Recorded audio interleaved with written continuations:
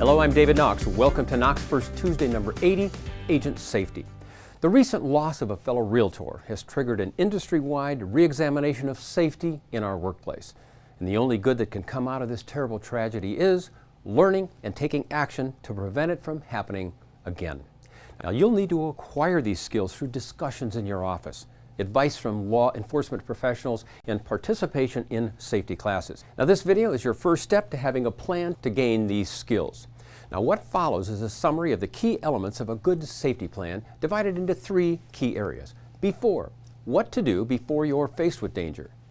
During, what to do during your normal business encounters. And after, how to respond when an attack actually happens. Now, every day, agents deal with strangers, vacant homes, and put themselves in dangerous and unfamiliar situations. So, we must take the necessary precautions to prevent these events or minimize their effects. So, the objectives of this seminar are how to prepare for or prevent a dangerous encounter, how to increase awareness and anticipation during business interactions, and what actions to take when an attack occurs. Now, the sources of information you can see in your outline, but it comes from the National Association of Realtors, Jack Cotton, Preston Taylor, Joe Rosner, and Robert Siciliano. Thank you all for your help with this video. So let's go to section 1, before it happens. If you take a look at this circle, this represents what I would consider to be the event. And when we look at the events in our lives, we end up focusing on, oh, look at all the bad things that happened in the event. But in order to be accountable and responsible, we need to take a look at what happened before. And in every case, there is something that is called the setup. Right here is where something happens ahead of time. And when we take a look at the recent tragedies, we can find a lot of decisions that were made that absolutely led this to happen. Whether it's choosing to meet with a stranger in a vacant home, meeting somebody at night. There's a lot of things that we do up front that make sure only something bad can happen from it. So step 1 is to have an office plan. Decide on a plan and post it in your office lobby. And then have an office call-in code word. And you can make something up like the lockbox will be armed. There is no such thing, but a client might think it is, but you back in your office knows, hey, something's going on. So I think from now on you need to include safety discussions in your office meetings and training. Next, I suggest it's time to have office safety training classes. Schedule a presentation by a local safety professional or a law enforcement. And for you all, maybe it's time to attend a self-defense course. And after that, choose your appointments wisely. So if you're going to preview homes, do it during the day. If you're going to do showings, maybe you consider doing it during the day only. And avoid dangerous properties. Next area is your personal information. Protect it. You see all these phishing schemes and scam schemes online. Well, the same goes true with your clients. Make sure you use only your business phone number and office address on all of your materials so they don't know where you live. You do not want them knowing anything about you or your personal family information. The next area is open houses. Very common, very important. You need to do it. But as a way of increasing your safety, if you have any concerns at all, consider having a partner. And by the way, when you're at the open house, alert the neighbors so they know you are there. And also, maybe it's time for managers to visit open houses. That's a good idea anyway. The next question is to arm or not. Now, this discussion has brought up all kinds of conversations about arming yourself. Let me just share 3 critical things with you. Number 1, I would not consider arming yourself unless you are absolutely trained in practicing the use of whatever weapon you might have. Number 2, you've got to be able to access it easily within seconds. If you have to dig around for a weapon, there's no point having. And number 3, you must be willing to use it on another human being, and that is a very dangerous thing to do. There is a very fine line between self-defense and committing a felony, so you really need to think that through. So maybe one of the best tools and weapons is your cell phone. Keep it charged and keep it with you, and keep an emergency number programmed in your phone.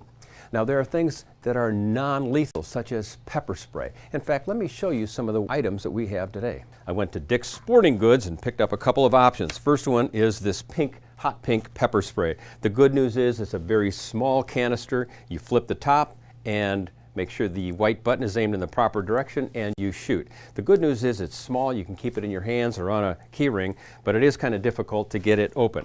Now, the next one is a bigger canister, and it has a little easier firing mechanism. You just lift that up and fire. It is instantaneous, and it also has some blue dye that will mark your opponent. So, like I say, if you're going to use this, make sure you can get at it and that you're willing to use it.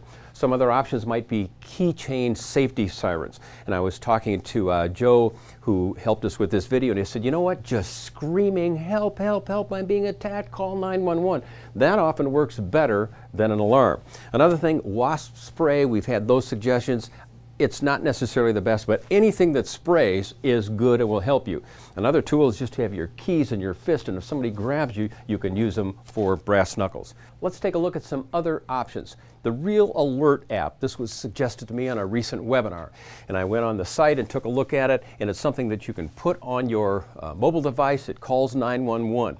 I went to iTunes and took a look at some of the comments, and there's some mixed reviews on it, so I'm not here to endorse it one way or the other. I'm suggesting it as an option. I suggest you check it out and see if you think it works for you.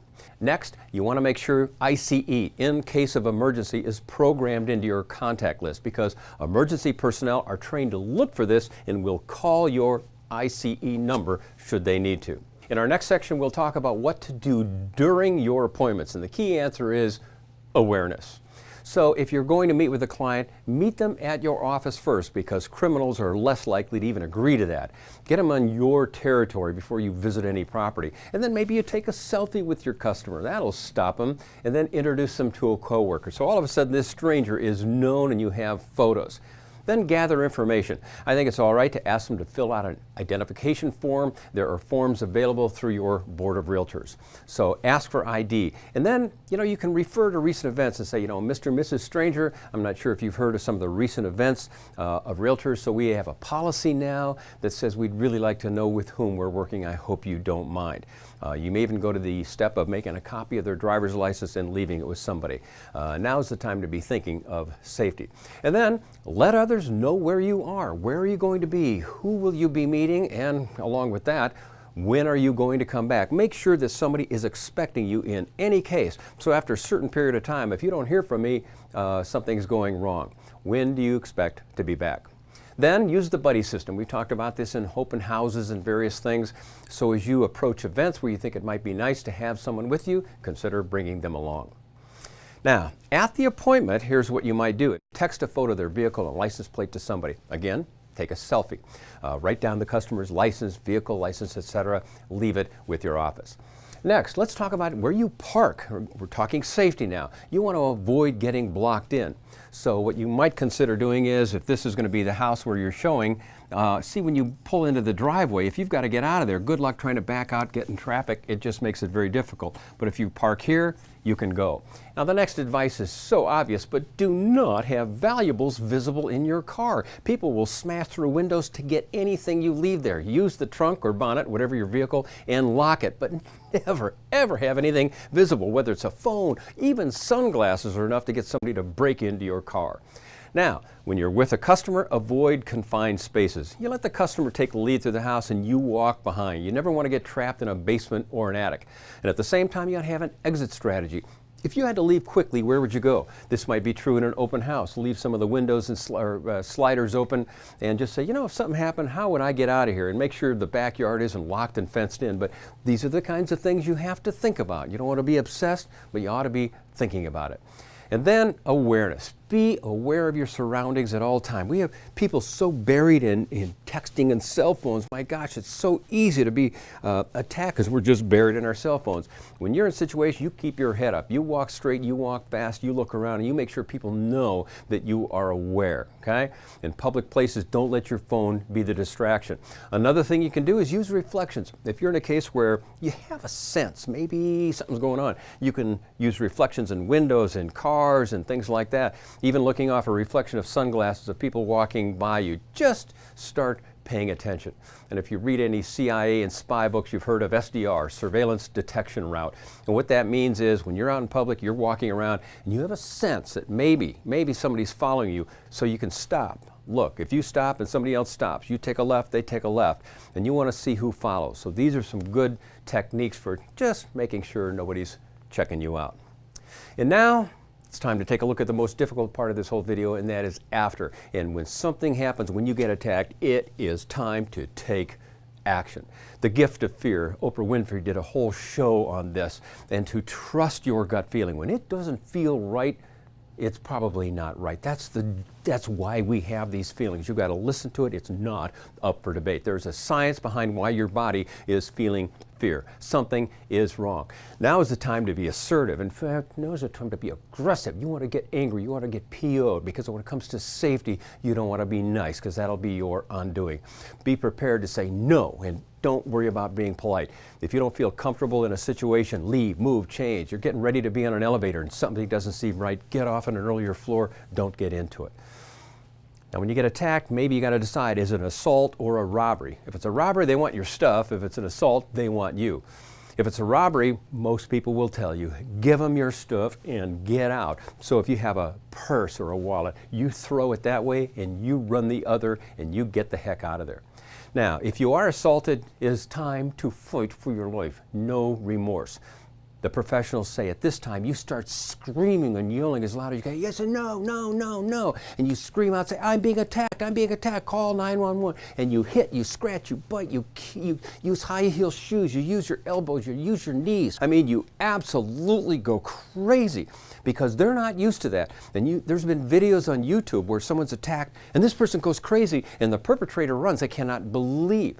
And you must do whatever you can to escape the situation, which leads to this most important rule. And this is a difficult one, and that is, do not be taken to the second location.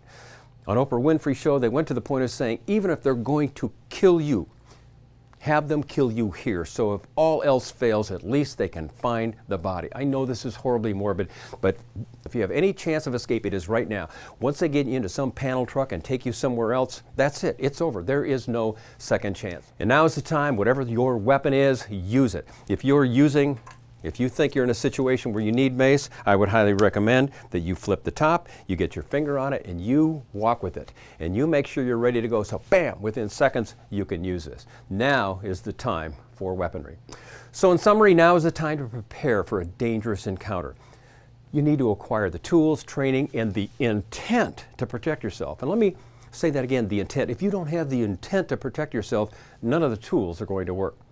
Pay attention to your surroundings, and if it feels wrong, it probably is. And when the worst happens, take immediate action and fight for your life. I thank you all for watching Knox First Tuesday number 80, and I wish you safety in the days to come. Thank you.